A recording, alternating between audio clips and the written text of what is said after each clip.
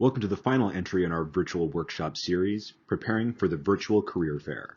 What to do before, during, and after a virtual career fair. Just like the rest of our virtual workshop series, these workshops are available on our website 24/7 and will be hosted live by a career counselor with a Q&A session on the schedule you see in front of you. Be sure to visit our website for the most current updates. This is our amazing team at Career Services. We are dedicated to supporting your professional endeavors and providing resources for your professional development.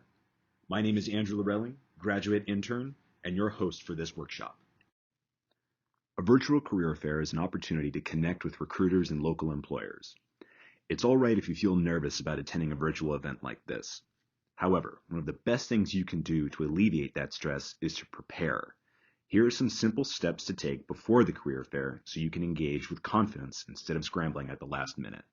First step is to register in advance at the Career Services website. The registration page will have up-to-date information such as industry-specific days, what companies and employers will be attending, and what technology you will need in order to attend. Your next goal is to test your technology.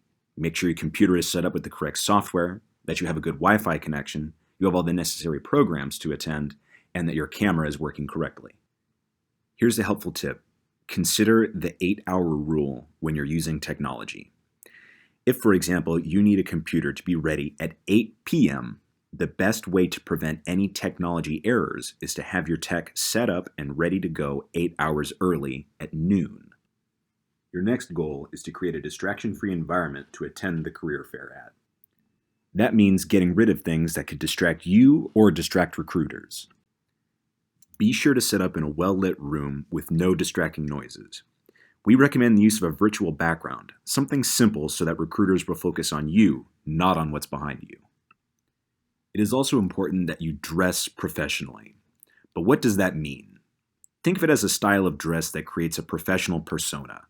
Collared shirts, suit jackets, whatever you like. But so long as it's something that makes you look clean on screen. Finally, do a trial run.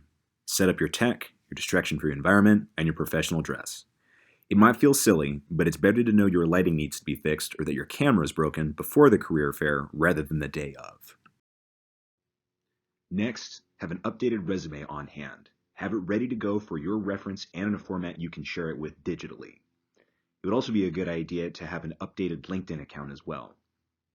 We also recommend for you creatives and designers in the audience to have a portfolio of your work ready to share. We recommend doing some research on the companies that will be attending the career fair. Ask yourself so that you can tell employers, why are you interested in working at a given company? What kind of position are you seeking? Why do they need to hire you?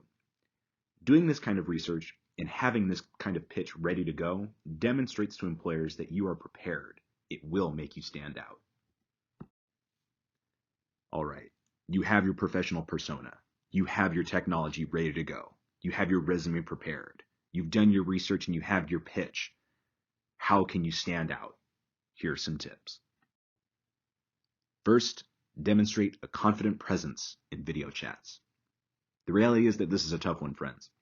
When we're communicating with people, not only do we like to be able to make eye contact, we also prefer to be able to see more of them than just their face.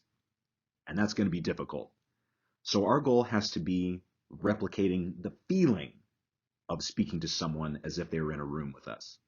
The way to do that is to position your camera so that your gaze is looking towards the camera, if not necessarily directly at it. Next, you'll also want to position the camera so that more of your upper body is visible. It's kind of unsettling to only see someone's face when you're speaking to them. Another consideration is not making big hand gestures while you're speaking. Not that there's anything wrong with that, but on a video call, it can be distracting. So if you're like me and you do talk with your hands, something to do is find something to occupy your hands with. Take notes, or you can do something very simple and just hold a cup or a mug. So we've talked about looking like a professional, but what does it mean to act like a professional? First, I want to let you know that you'll be speaking to recruiters. Recruiters are not scary people. They want to meet you. So acting like a professional means being friendly like them. But at the same time, you don't want to be too informal. Think of it as being polite. Being a professional also means putting yourself out there. But don't worry, if you're the shy, introverted type, this doesn't mean you need to transform yourself and become the life of the party. It just means you have to be willing to introduce yourself to recruiters. And remember, you're looking for a company you want to work at. If you don't like the sound of a company or you're not making a connection with someone, that's okay. Just keep putting yourself out there so you can make more connections. You will also be communicating with recruiters using the chat function.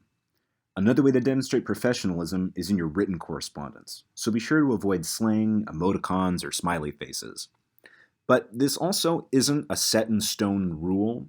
Some recruiters may use a smiley face or an emoticon with you.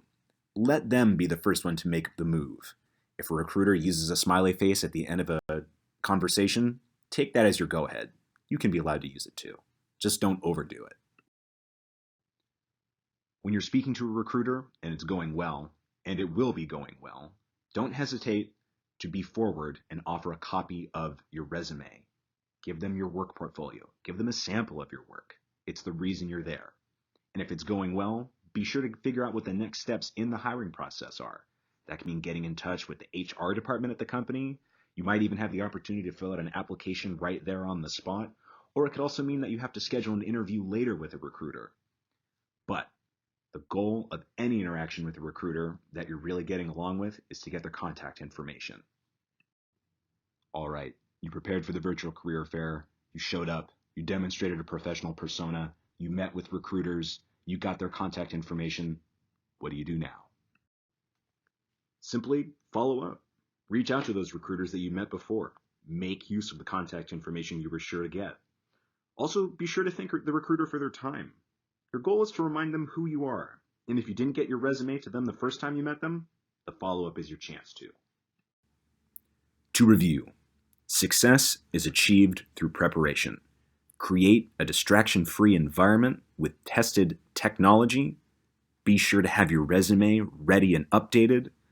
Look the part of a professional and demonstrate your professionalism through your on-camera persona and through written communication. Engage with recruiters, always with the goal of making connections. Be sure to get recruiters' contact information and follow up. Thank you for taking the time to participate in this workshop. You're now one step closer to being prepared. If you have any questions, be sure to reach out to us at Career Services. We hope to hear from you soon, and we'll be seeing you at the career fair. Take care, friends.